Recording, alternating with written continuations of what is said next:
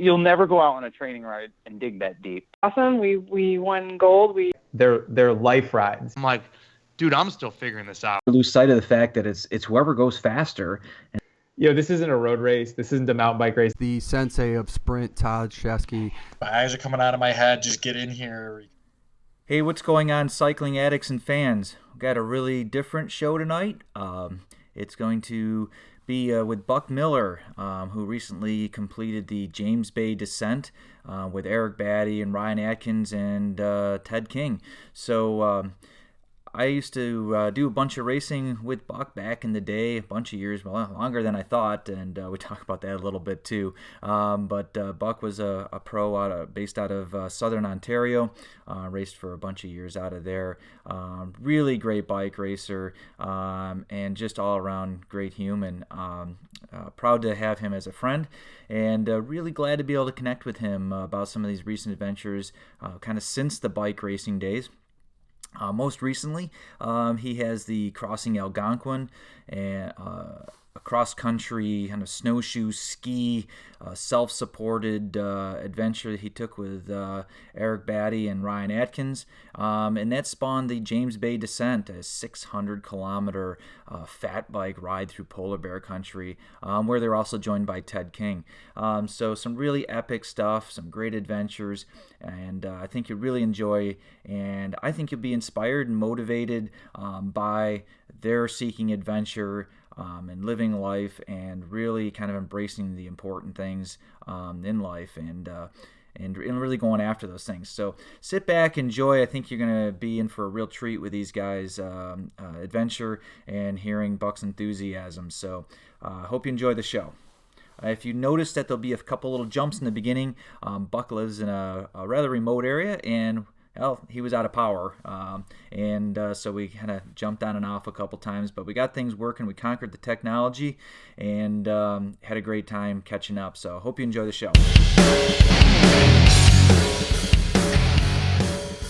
Connect with you again for sure, and even just seeing some of the stuff on Facebook. But yeah, I'm thinking, how many years ago? What was the last year you raced? Let's 2008 was the last year I raced on Steve's team, and I had a license in 2009. I think I did a race. I can't remember actually, but 2009 I had a license, but I didn't really race. So right, okay, man, it's been so, man, and here we are in 2019. So solidly 10 years ago since you we lined up in a race together. So yeah, I still have some good Buck stories. So always good stuff, man. And you're always a fierce competitor out there too. As I always knew we're in for some good stuff. And I was saying somebody the other day, I said, yeah, it kind of takes me back to when Tim and Dan LaFave were going, and you were going, and the Jeff. Yep. Yeah. So, and then the name even came up that we hadn't heard in a while, with John Harris. Remember John Harris? Johnny Harris, of course I do. The pros go east, we go west. That was his favorite line. Oh yeah. So, well, awesome, man. Well, you've been up to some really cool stuff though, and I was keen to it a couple. I don't even know. It was probably a few months ago, and I saw somebody did a repost of this first kind of this adventure thing that you guys did with the Algonquin Park. Yeah, crossing Algonquin. That was pretty gnarly. Yeah. So like whole body and not on the bike. Like, although I'm not racing anymore, I still ride a bike way easier and better than I do any other sport. So to cross Algonquin was like so bizarre for me. So how I mean, okay, you stopped racing. I think I even heard a story at one point. And I don't remember what year this was, but this was Power just came back on. All right, Power you just got power came back on. So, all right. So now you have power, you have lights. You don't have to. If for anybody that doesn't know, we were just kind of saying, well, I don't know if we're gonna be able to do this because Buck's power's out, and he lives where there probably barely is power. Now I'm probably exaggerating a little bit, but I'm deeply in the country. But now power has been restored. No, it was sometime shortly after you stopped racing, and I said something. I asked somebody about, like, hey, has anybody seen Buck Miller around? And so I think he's flying like planes in bush country or something. Yep. And I said he's doing what? so So what happened after you kind of stopped bike racing? Yeah, I quit racing in 2008, and I basically I was getting my pilot's license, and the plan was to fly. I wanted to fly a bush plane, so I went and got my float rating, and I ended up not going the commercial route, so I stopped flying. Like I fly as a hobby, but I didn't take it only because the town I was trying to get I was doing my license in. I couldn't find work that I really wanted to do. And my wife got a job. My girlfriend at the time got a really good job opportunity way up north, kind of where I'm from originally. So I thought, well, let's just go up north and follow your job. And it's in social work, and she loves what she does, and she's really good at it. So we took that job. That brought us to Moosonee, which is about. I am from far northern Ontario, as far as you can drive in northern Ontario. But Moosonee is another, 180 miles north of where I'm from. So it's on the James Bay coast. It's where the Hudson's Bay Company came over from England and came through the salt water down and started the fur trade. That's kind of where we were. Okay. And yeah, so now I'm in carpentry, which I started up there after bike racing, and my wife is in social work, but we've since moved nearer to civilization. You had about a 6-7 year career racing bikes. So I mean, being up way north of Toronto is quite a departure from what you were doing traveling around racing bikes. Yeah, it was so different. It was back to the life I lived as a kid. Like, my dad is a trapper, and we hunted and fished, and we were in way the heck up there, and we did all those things. I loved it as a kid, and I really enjoyed it also as an adult going back. But yeah, like I still love the bike. I couldn't. Sure. When I was up, Todd, are you there? Yeah, I'm here. Hmm? Oh, sorry. Yeah, I still love my whole time up there. I was hunting and fishing, and I was staying healthy and active. But I wasn't riding my bike, and it was kind of like it bugged me a little bit. Like, so I started commuting like crazy, like as my only way to, get some sort of an outlet. I was just commuting like year round. I would ride in the dead of winter. I went and bought studded tires for my mountain bike. This is like there's no. You're like 400 miles from the closest real bike shop. So right. I ordered studded tires. They shipped online. So you had to order and everything, and just kind of you have to be really much more self-sustained, I think, when you being that far away from everything. Yeah. So yeah, so now you kind of embark on this thing, and your wife got this really great job up there. Now, is this related to the Friendship Center that you did this James Bay descent on? Does that kind of tie in? Somewhat, it's somewhat related to the to that. That is definitely a aspect of it. But what drew me to this Friendship Center was I was there when it closed because of mismanagement from a terrible director. He stole a bunch of money, and so I was there when that happened. A good friend of mine was on the fire. I was on the fire department with in town. He also worked there. The guy was now jobless. Right. Okay. So that's really what started the charity right. for the James Bay descent. Oh, okay. So yeah, so it was kind of a lot of multiple things kind of connecting there for you on that front. So kind of back up a little bit to the crossing Algonquin. So obviously you're kind of still on your bike. We all are. I mean, it's kind of hard to always walk away from something that you love, and you don't have to walk away. There's, I think, one of the cool things I see about kind of some of these things you're doing is it kind of maintaining fun with either the bike or other adventure and being healthy lifestyles. And I think so many times people think, well, it's either this or nothing. And so I think that part's kind of cool. But then also there's this Algonquin thing came up. So kind of how did that start? And then let's kind of work like how did that transform into James Bay descent and what you guys are doing about stuff? Yeah, so how crossing Algonquin started, which was a 100-mile ski traverse of Canada's oldest provincial park. How that started was when I moved from the south. When I moved back here I live in Huntsville, Ontario, so I'm 2 hours north of Toronto. I'm kind of where the boreal forest really starts in Ontario. The closest place to the U.S. border that the boreal forest starts in southern Ontario. When I moved back here from Moosonee, I was looking for in Moosonee, living in the far north, I was able to do like amazing things. Like you can get out, and when you get out, you're so far from civilization. It's a remote community in the middle of nowhere, right? When I say remote, there's no roads in, no roads out. So, there's no. I kind of lost my sense of like I've always loved just getting out and far away, and eating off the land. I would go fishing and hunting like crazy, often with human power, and I'd come home with my 10 sharp-tailed grouse or 10 speckled brook trout or whatever I was going for in the season, on snowshoes, sometimes on skis, sometimes on a snow machine. And then when I moved here, I was just like, there's so many people everywhere, although most people would consider this to be sparsely populated. But for me, it's quite busy, and all of the provincial park is there, but you have to pay for campsites, and I'm not really into campsite use. I like going on a compass bearing to the middle of nowhere. Right. So I was looking for adventure, and I was looking for something to do, and my parents happened to live on the other side of Algonquin Park on the north boundary, and it was something I mentioned to my wife. Was like, why don't we try and get to mom and dad's by like every way possible under human power? Like, why don't we try and paddle there? We'll do a canoe trip there. We'll ski there. We'll ride bikes there. So Right. far I've skied there. I've ridden bikes there numerous times. Like every summer I make a couple of trips to and from my parents' house. It's only 250K one way, but I do it in a 1-day ride. So me as a out of shape cyclist, it's just a tour for me. I just go, I take 10 or 11 hours and I go ride 250K on my touring bike. I love it. Yeah. I mean, it's only all I have to do is 250K. canoe there. Yeah. Most people wouldn't like to do that in a day, but for a competitive cyclist, like you or I, to do 250K, we don't think twice about it really. Especially in a touring at a touring speed, right? I've got a Camelback. I'm just chilling.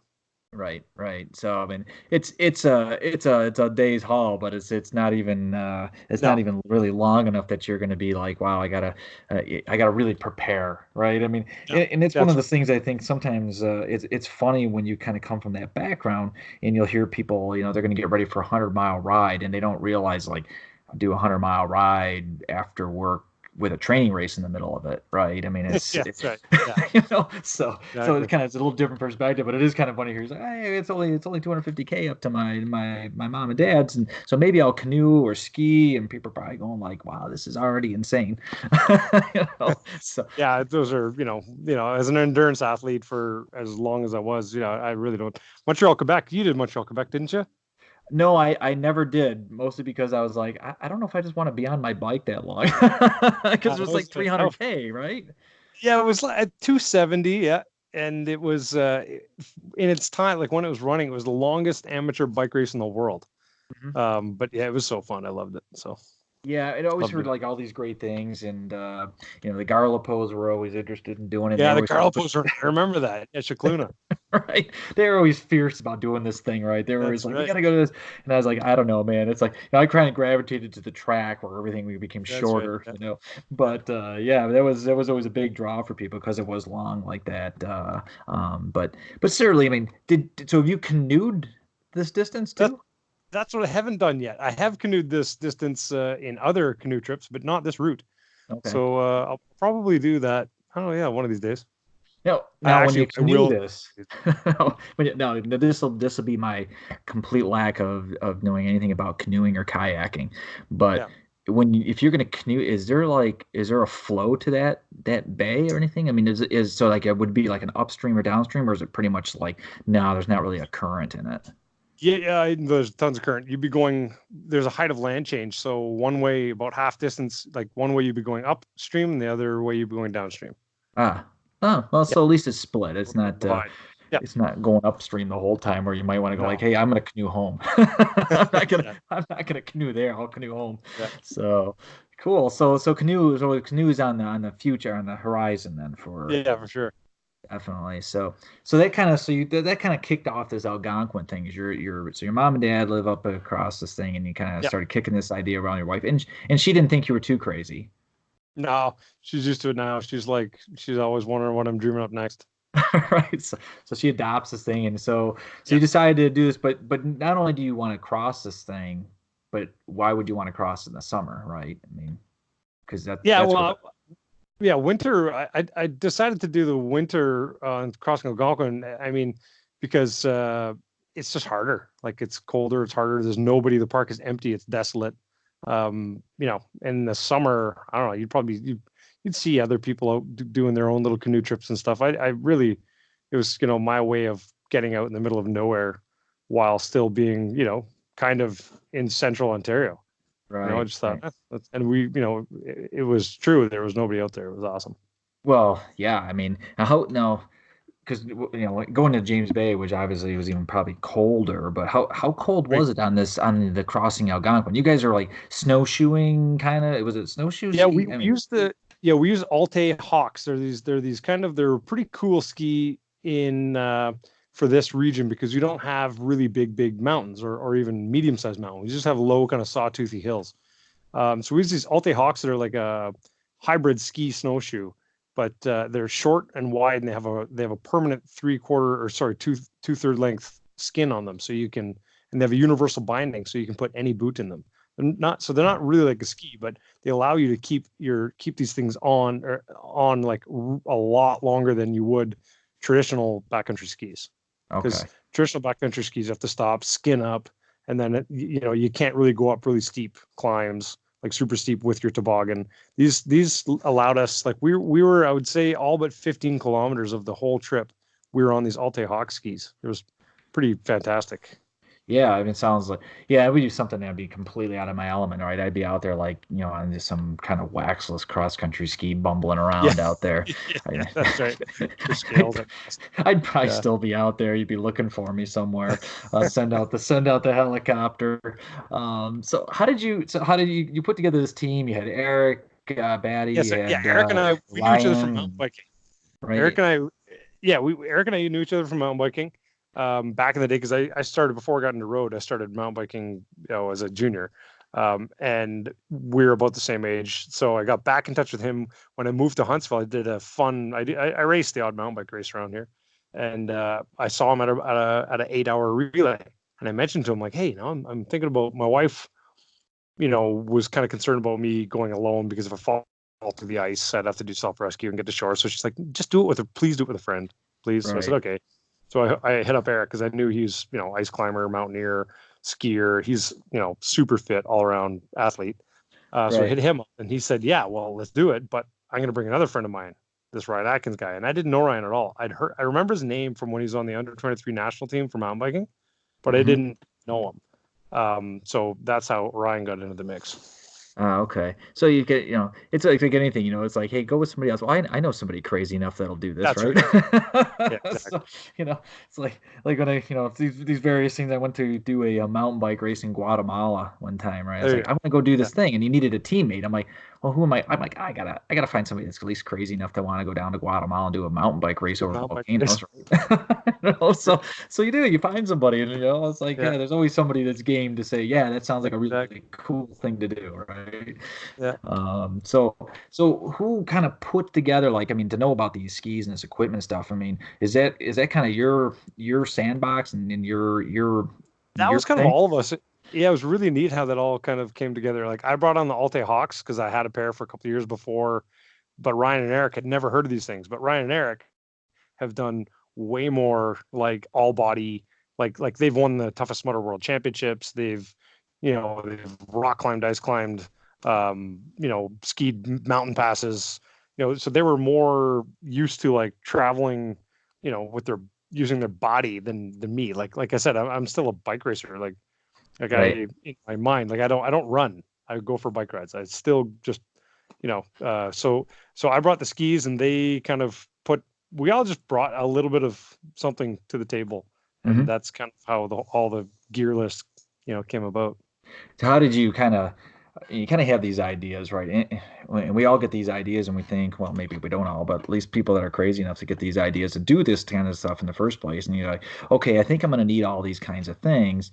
And then you kind of, some things you brought and you're like, man, why did I bring this? This is useless. Man, and what I really needed was this other thing. And did you guys do some trial runs on that? I mean, how did you kind of get it sorted? Little bit. We for crossing Algonquin, we didn't really do any trial runs. We were all pretty confident. I basically packed as if I was going on a week-long moose hunt by myself. Okay. So I kind of knew what I was going to bring, what I would use, and I think we were all pretty good. The only thing with crossing Algonquin, I definitely screwed up. I didn't bring enough food. I brought enough food for breakfast and dinner, obviously, but my daily calorie consumption, I didn't really bring enough. But luckily, Ryan and Eric brought way too much, so they were throwing me tons of food, so that worked out well. But otherwise, in that trip, yeah, I think we were pretty good. We brought a little bit too much, anti-friction cream for our feet, right? Right. But we did end up having tons of blisters, and so we used what we had, but we could have just brought less. Okay. And I'm trying to think of some gear. We only brought one axe among all of us. We brought a wood stove. There wasn't a lot of, even our spare clothes. We all kept one pair of emergency spare clothes in case somebody went through the ice. They'd have that we never changed into. We always kept them separate, dry in the bag. Right. In case we had someone went through the ice, you could change into them in an emergency. Otherwise, no, we had our packing game pretty tight. We had about 100 pounds each of gear. And Yeah, and how long did that take you? What was it, like 8 days, something like that? we did 10 days in total, but we had one rest day because the last day we wanted to do a big push. And I said, Ryan and Eric just wanted to continue through, which would have put us home in 8 days. But if I was going to do the last day was 42 kilometers, which is huge on Yeah. Alte Hawks. That's like, it's really like doing 42 kilometers on snowshoes with Yeah. pulling gear, like in the Yeah. winter. It was a mammoth day. Right. So we took a rest day on day 8. So we just sat around the camp, did nothing, recovered, ate a lot of food, just so I could go and knock out 42K the next day with the guys. Yeah, I mean, 42K. I mean, dude, that's crazy. That's more than a marathon. Yeah, it When was people hard. talk about running a marathon, you're hauling 100 pounds on a sled, Yeah. with these snowshoe ski things, and it's cold, and yeah, I It was mean tough. that's no joke, man. It's like, so Yeah. I got really intrigued when I watched that in the video that and did Eric was the one that Yeah. did the video, right? Yeah, and fantastic job on that. Kudos to him. I mean, I watched Yeah. that thing a couple of times. It's like the video is really cool, and we'll put the video up on the site with the podcast as well, so people can take a look at that with the links and things. But I encourage anybody watching them. This is really good epic adventure stuff. But you guys coming through, like, just some of the stuff that, I mean, you're bringing to the table with, like, a week long moose hunt. Well, I've never done a day long deer hunt, right? So so for me it'd be like, I don't know what I'm gonna need for this thing. I know how to dress for riding my bike in any kind of weather pretty much, Sure. but that's road riding or even maybe mountain biking, right? And it's a complete different. I'm going home at the end of the day, so Yeah. that kind of knowledge is really valuable in that situation, to be able to kind of say, hey guys, this is what we're probably going to need.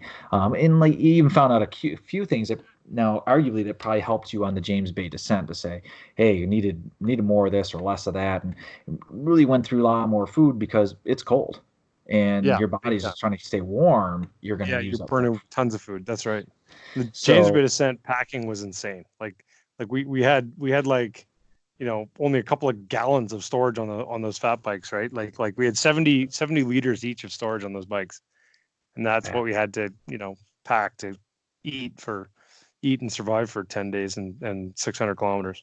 Right, and that goes pretty fast in those kind of conditions and that kind of Yeah.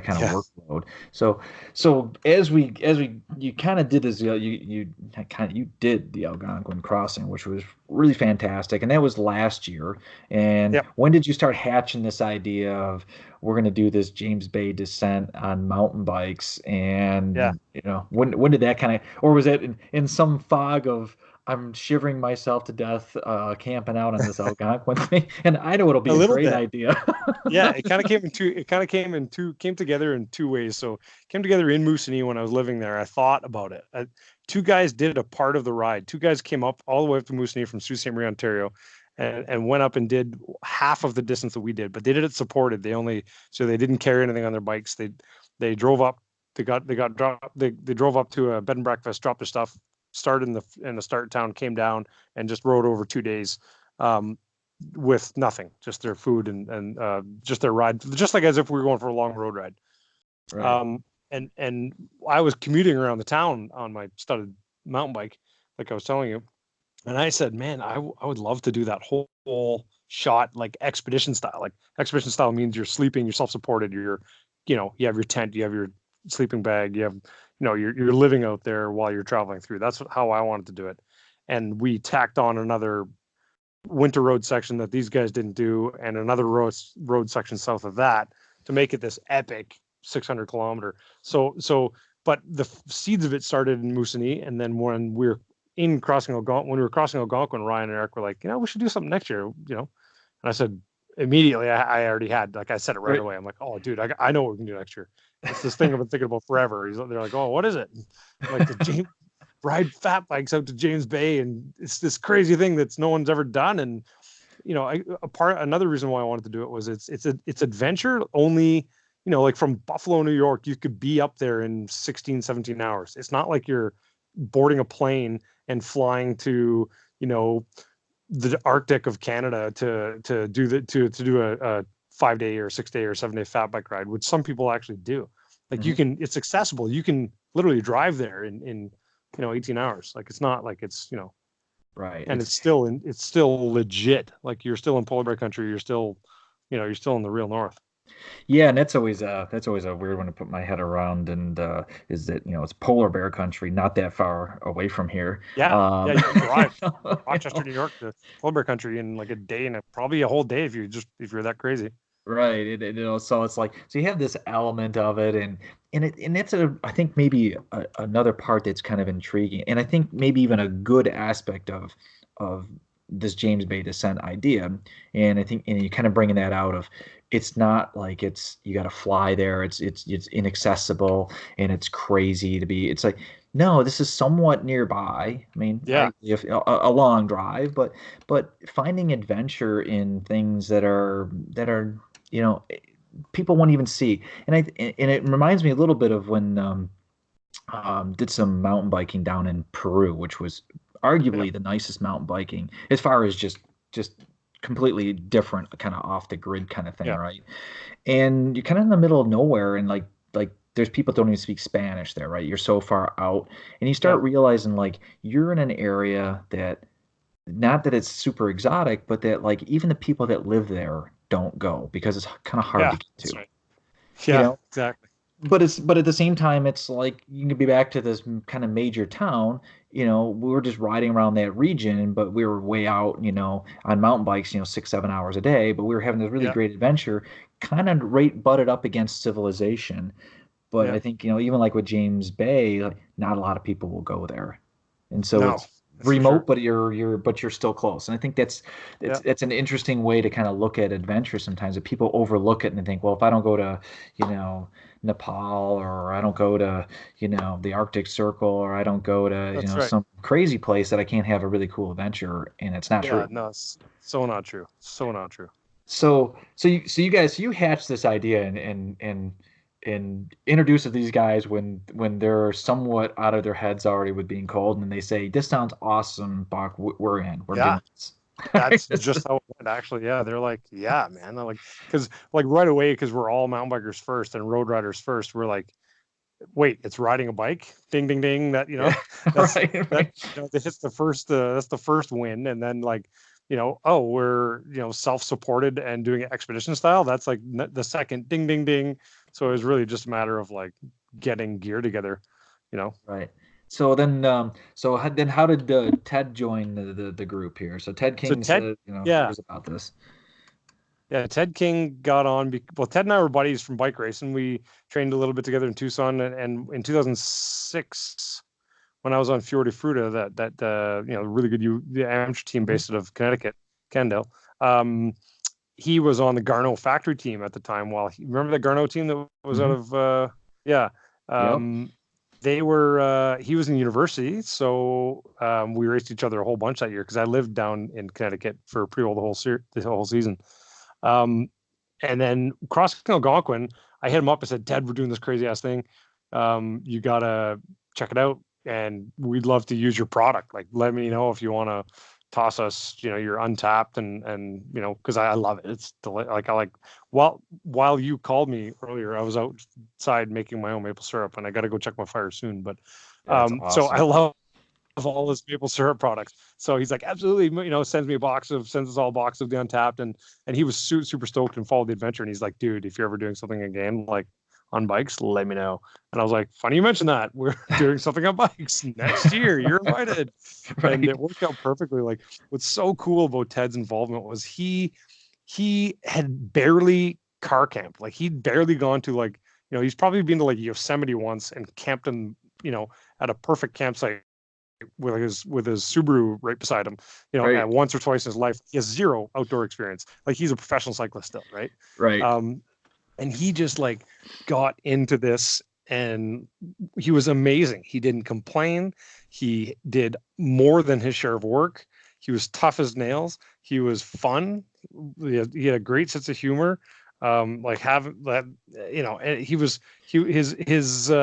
positivity was contagious on the trip. He loved it. That's awesome. Yeah, that's why he could slide into that, and that's tough, man. When you're like, 'cause I'm not a camper. Like, people say, do you camp? And just joke around that you got the Marriott, right? Because I'm like, I'm typically not camping anywhere, right? Sure. So yeah, I could definitely relate to where Ted's at and be like, I'm gonna do this thing now. I'm gonna be out here, and you guys are camping in polar bear country. I mean, that's like no joke, right? Below was 43 below was our first night. Like, we show up, we set up tent. 43 below Fahrenheit. So 43 is where I think it's 43 where Celsius and Fahrenheit meet.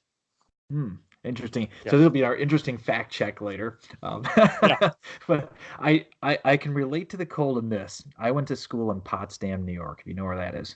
Yes, I do. It's the top of the state, right? And that's where it's near Fort Drum, where they do the cold weather training for the U.S. Army. And I remember going to school there at Clarkson, and there was days where it was 30 below without wind chill. That was that was what the temperature was, and 30 or 35 below. It was ridiculously cold, and I always said, I will never live here because this is far too cold for me.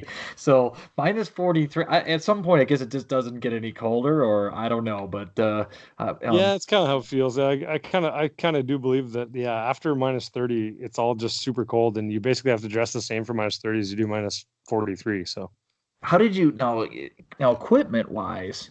What starts to happen to things like your tires? And I mean, because this is really cold. This isn't just it's a little cold. I mean, plastic tends to break. What kind of considerations do you have to start kind of taking into all account of those there? things? We considered going tubeless or not. Because we're all like, no way we're going tubeless because that sealant will freeze and we'll be getting flats all the time. And in 40 below, even 25 below, it's hard to change a flat tire with your hands. You need any job you need dexterity for is impossible when it's really, really cold. And we wouldn't have a fire when we're stopped. We just, you'd get cold so fast. So we thought about that. We reached out to the guys at 45 North. They're like, no, we're pretty sure that, your tubeless sealant is going to work. Just make sure you do it way before. So I did that. I tested it way before. Like, I was on my same tubeless setup for weeks before the trip, and I kept my bike outside as long as possible in the coldest temperatures I could get, which we could still get pretty cold temperatures here. So, and it worked. It was holding. So that was awesome. Then shifting gets really, really slow. If there's any grease or like cable lube, even the lightest, thinnest in your cables, they'll just stop. They just they don't even shift. So we actually made sure we didn't have any in our cable housing. So no lube in our housing at all, and that helped. Yeah, I mean, because it just turned worse than gum. It would just lock it right up. I mean, at that temperature, and it just makes me also think when you say that, right? Because we're all going electronic shifting, right? And it'd be like, not on that trip you wouldn't, because that thing is not going to move. Batteries too. Like, anything with a battery would last no time at all in that cold. Right, you'd have to keep it like close to your person or something. Exactly. Your clothes, or you got about an hour or something. Even on a big battery, it'd probably just be frozen. So, and you didn't so you were tubeless, but I mean, and there's a lot of snow, so you're not really worried about like burping a tire or something and kind of losing the rim seal or anything like that. What about any other kind of equipment or anything that you guys? I mean, did you just have to say like that's just not gonna it's not going to work. Don't bring it because it just doesn't hold up in the cold. I mean, you wouldn't want to put like nice plastic frame like Rudy Project sunglasses on and go to put them on your face and have them snap. Oh, exactly. No, we wore goggles the entire time. Like we wore Giro mountain biking goggles. Right. Without a I did bring a pair of M frames, old school like late '90s M frames, Mhm. which I did have to use once, only because my goggles fogged up, and when they fog, they ice. You get like a 16th of an inch of ice on the lens. So I needed something, so I just bundled my face up with other stuff and put my glasses on.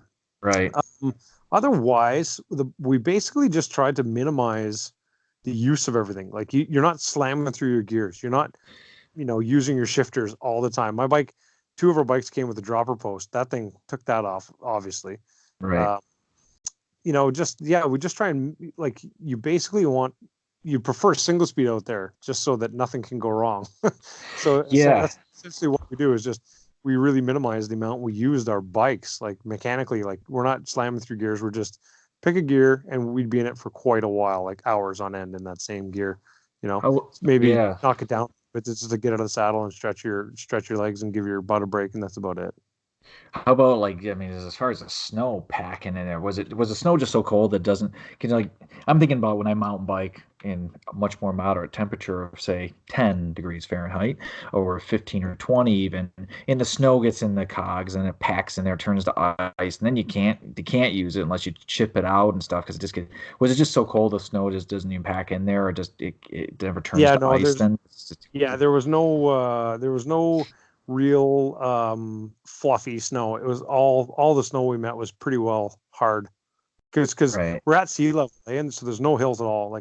The only hill is a little river or creek crossing, and when I say hill, I mean you'd have a couple of feet of elevation gain, 6-8 feet, and then you're back in the flatlands for miles on end. Right. So and the trees, because you're so far north, we're really close to the tree line, so it's stunted. Really, when I say stunted, I mean a tall tree is 30 feet, and it would be about 8 or 10 inches around at the biggest. And then most of the trees are just the height of you, and they're small and sparse. So the wind, the second snow falls, wait a couple of hours, and the wind is always blowing, and it's turned hard again. Generally. Right. Yeah, so it's just between the wind and if so everything can become windswept and packed and so it's not loading up your bike so much with it then at least. So at least that's kind of a good thing. So otherwise you're chipping ice out of the cassette all the time, and I've been there. Yeah. So heck, I've been there on my road bike, in this region riding when I was more courageous and crazy and would train more hours in the winter. I just can't do it. I just get too cold now. It's like it's funny how as you get older you're like I just don't have the cold tolerance. I'm like, this is why people move to Florida. It's like, but yeah, it was always I'd be out there chipping snow, or I'd be like, well, and I have a single speed now just because it's full of ice. That's right. But you guys did a little prep too for that one, didn't you guys? You guys did like some kind of little camp or something in the Adirondacks as well, right? Yeah, it was awesome. Yeah, we went down to Keene, which is where Ryan has a cottage. And it was a great idea to do that. We really dialed in our packing. Like we, put all of our gear on our bikes and to see what we could do, right? What we could fit. And that, had we not done that as a group, I think we would have all showed up to my house here the night before to load up and go. And we'd have been like panicking because we would have realized how much little stuff we actually can bring. Right. We'd brought all this stuff and been like, oh wait, no, that's staying. We just had so little room that. Now the thing about like bike packing, guys have bike packed for ages and gone long distances, but in 40 below, you need Arctic weather clothes, right? Like when you're riding your bike, that's fine. You're pretty warm. Generally, your hands and feet are very cold, but the rest of your body is pretty warm because your body's a furnace. You're generating just like any, no matter how cold you're on a winter bike ride, go hammer and you will warm up. Your hands and feet might be chilly, but your core will be good. But now stop riding because we're riding 8 hours a day out there. Stop riding and set up a camp for an hour and a half with a huge tent and get your sleeping bag out and unload all your little open up all your clips on your bike, where you need dexterity again. And in 30 and 40 below, you need, with all that sweat on you from all day long, So it was really bizarre line of, having endurance cycling clothing on, and Right. then getting off the bike and needing to be ready to go on a seal hunt and, on the pack ice. Like that's literally like the difference in the worlds of clothing. Yeah, definitely. And anybody who's ridden in the cold knows how fast you get cold. I mean, I was just out doing some training the other day, and it's like, I don't know, it was 38 degrees, right? Unfortunately, Yeah. still here we are this late in the spring. It's 38 degrees and the wind's blowing. So I'm doing some hard efforts and stuff. So I'm pretty warm, And I had Yeah. a feeling that as the sun was going to start to set, I'm like, I better finish these up closer to home, not still needing 20 minutes. And I was still even 10 minutes from home, and I was cold by the time I got home. I mean, it's pretty fast, and I was still riding, just wasn't we going stopped. hard. Yeah. We had to get off our bikes, stop, drop our bikes, unload all our stuff, set up camp. The whole process until you can be in the tent is about an hour and a half with Right. a hot fire on, Yeah, that's an hour and a half is no joke, man. I would say a half an hour I'd be already getting a little concerned. Oh, So, yeah. so you guys are planning your time to stop. It wasn't like, hey, let's push on until it's almost dark, because you got this Yeah. solid hour, even if you're hurrying. Yeah, And that's you right. don't want to hurry because you don't want to break your stuff because it's cold Oh, out. exactly. Yeah, So, it was a really fine balance. I think we all learned a lot that trip about packing. yeah, I mean, and you. There's so few trips do you have to do that? Like, not many fat bike expeditions are that long unsupported. Like, we didn't have resupplies or anything. So yeah, it was tricky. Did you guys stop at any towns or Yeah, someplace that you we could pick up supplies? We did, but we didn't pick up supplies. So we just we stopped in Moosonee. We had we stopped at a public school to talk and show, tell everyone the benefits of healthy living and how awesome bikes are. Yeah. We stopped in a grocery store way up the coast to see the insane prices of stuff, because it was like you can't go to there's only one store in the community. Right. It's everything. It's the same store you buy a boat and motor or a skidoo and you buy your groceries. Right. So Generally, we walked around there to show the guys, just to show them what a $15 bag of milk looks like, Right. So I get I'm getting this picture. You're rolling up to this school, and you guys are gonna go in there and talk. You're out here in this. You guys are ready for 30 below, and you walk into a nice, warm, heated school. How ambitious are you to go? All right, it's time to get riding again, right? I know it sucks, but we had to do it. But the day we rolled into that school, it was a full-on very rare blizzard, like out there. It was a blizzard, 70 km/h winds, snow sideways for 18 hours it lasted. Oh, like about 40 centimeters of snow. It was crazy. And you guys were riding that though.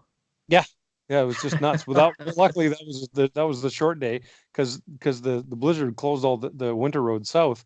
So we decided to just hunker down.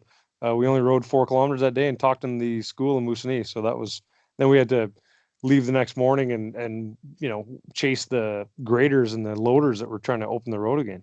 Wow. Yeah, and that's insane, man. Because all I had was this picture of like, I'm gonna be all first world over here, right? And like it's cold, and I go into a convenience store to get, a Red Bull and some Pop-Tarts on a 5-hour ride, right? And I'm like, it's kind of cold. I don't know if I really want to go, but now I don't want to go back out because it's like 45 degrees out and a little misty rain, So I'm getting this thought of you guys in this school like, wow, it's so warm in here. We haven't been warm for X days. Right away, right away we took all our stuff off and tried to dry our stuff as best as we could, like laid it all out, and we took advantage of it as much as we could for the hour we were there, for sure.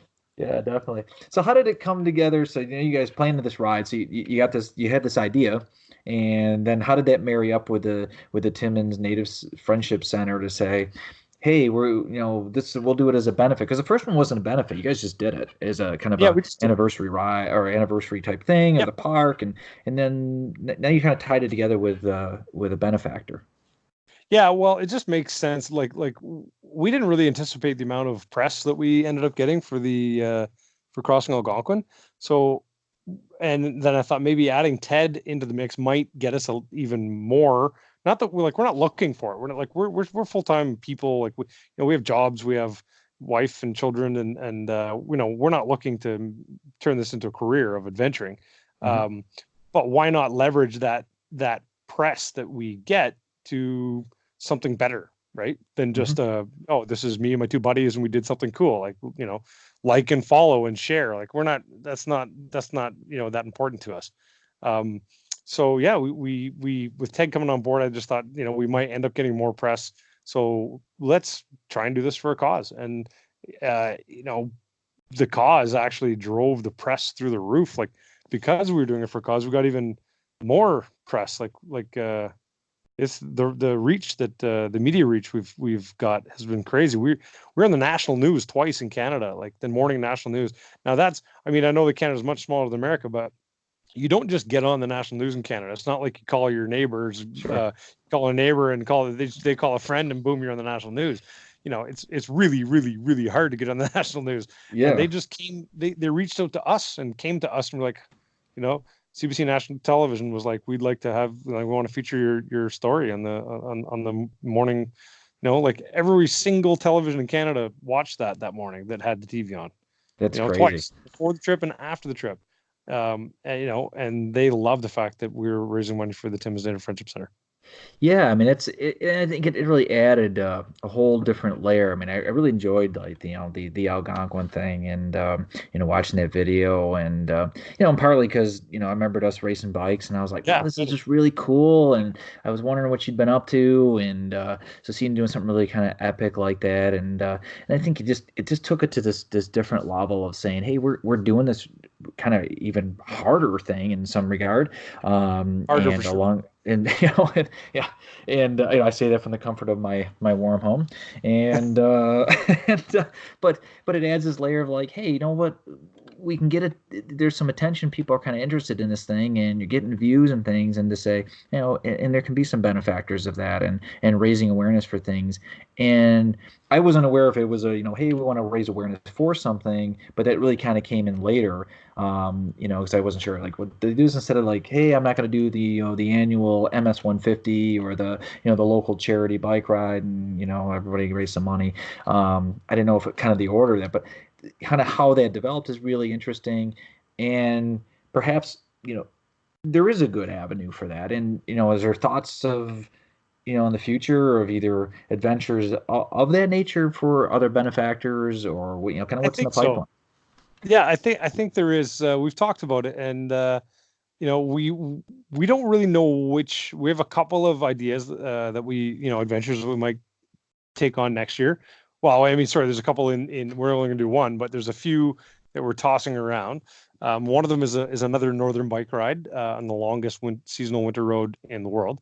But whatever we do, I don't know if we're going to do that or we're going to do a ski traverse of something. We're not sure, but we can bet that it's going to be in Northern Ontario, far Northern Ontario, and there will be a benefactor. It just seems crazy to get any sort of media attention and not draw support to a cause. I'm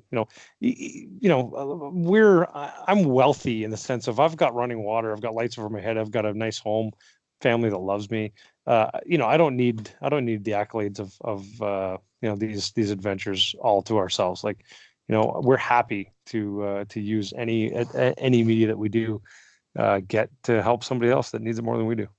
Yeah, I think it adds such a layer to it, and on top of it, I think about, I mean, the national interest is as well in bringing just awareness to Ontario. I mean, even we're a bordering state. How little people know what's beyond Toronto, right? Yeah, so I mean, true. It's like Toronto's kind of Quebec, like Ontario's a little bit, but like it's huge. Yeah, I mean it's crazy, and it's like, well, I was like even looking like to maybe go to Good Friday this year. I was like, maybe I go up there. Like, oh, it's the other side of Toronto. I'm like, it's still 4 hours from here, It's like, and it is just the other side, but it's like, yeah. And I remember back when there was the Vanwood series of races that Valerie Davidge put on, and some of those were a little north of Toronto. Remember? Yeah, of course. And I was like, man, it's kind of a drive up here. You know, Yeah, it's yeah. like, It's the second. Like Ontario is bigger than Texas, and it's the second biggest. Like Quebec is still bigger than Ontario. yeah, I mean, Quebec it is just like we're a huge country. so it kind of brings out the awareness of Algonquin Park, of James Bay. Now, of course, then I'm looking at like James Bay. Where's James Bay? I'm like, man, that's a big bay up there, you know. And it's like It's it's just we just don't look at the map and think there's stuff there, you know. And so Right. as you guys do this, I think it's even really cool just bringing kind of awareness of what's just north of us, because otherwise I'm driving from St. Catharines to Windsor, Sure. or I'm going to the track and the Mattamy track, or I'm going to Toronto. But there's so much more beyond that, and some really cool stuff that's out there, especially for people that like to be outdoors and kind of looking for those types of things. So I think on a lot of levels, just that whole adventure is not far away in Ontario, and I think Ontario is crazy if they don't kind of pick up on that as well, from a Absolutely. tourism kind of idea, raising awareness for like the Native Friendship Center or different benefactors. Like I think you guys are really struck on something cool. And the best part is you guys are just doing it because you freaking love it and you're having fun. And it's so obvious in the videos that you guys are just freaking having a blast.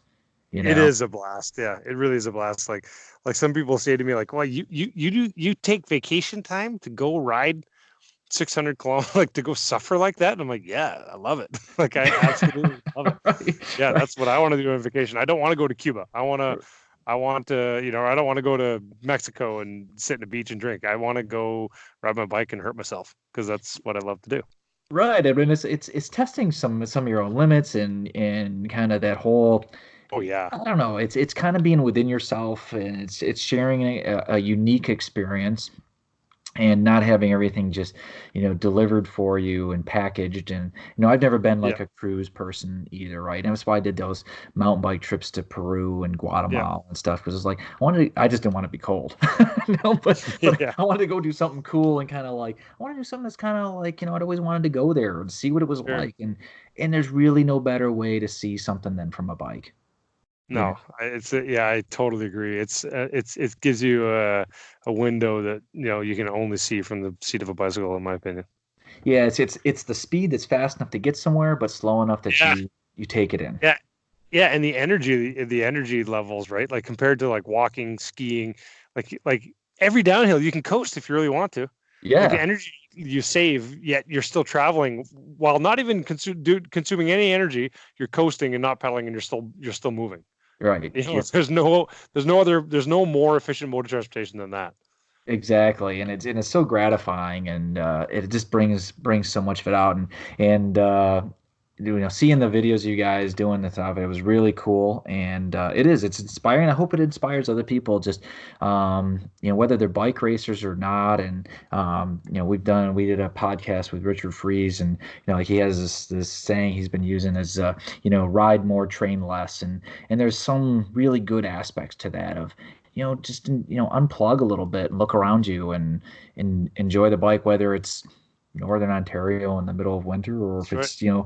it's there's adventure. Like there's times I go out and ride my bike, I'm like, I go down a road that I haven't gone down. It's still adventure, Yep. man. It's like, where's this go? What's that go? Hey, look at that cool waterfall. Or Absolutely. there's Yeah. and it's to Yeah. lift your head and enjoy the ride. Yep. So yeah, well, this is great catching up with you. Yeah.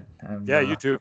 It's awesome. So I'll be definitely keep posting stuff, and Yeah. we'll put these links up. And as you guys have other adventures, we'd love to have you guys, you and any of the other guys on as well. Right on. Eric, Yeah. Ryan, Ted, talk about what you guys are doing. Great stuff. Great Thanks, Todd. stuff. So Right on. yeah, thanks for coming on. Anything you tell anybody that's planning on doing something similar would be the one thing you tell them if they're like, hey, I'm gonna do this self-contained winter bike thing, would be like, dude, if nothing else, make sure you do X.